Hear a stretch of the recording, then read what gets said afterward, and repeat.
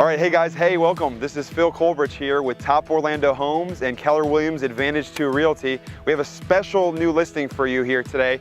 3624 Oakview Drive, Orlando, Florida. Beautiful Conway. Orlando International Airport is right there. Downtown Orlando is right there. So you're right in the heart of Orlando here. Beautiful house, built in the 70s, 1,808 square feet, 3 bedrooms, 2 baths, totally modernized. Saltwater pool, you name it, come check it out. All right, so right when we walk in, we have the very spacious, very open floor plan concept here. We have the formal sitting area / living room, family room, as you can see here. All 3 bedrooms are here. So you have 2 here with a handicapped accessible restroom with the level shower, as well as the master with its own restroom.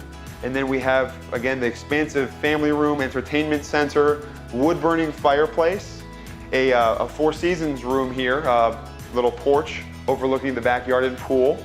And then this way we have all the upgrades, okay? So we have Plantation shutters everywhere. Like I said, it's totally modernized within the last decade. Everything's been redone here. Granite countertops, stainless steel appliances, new cabinets, upgraded sink, you name it, it's all here.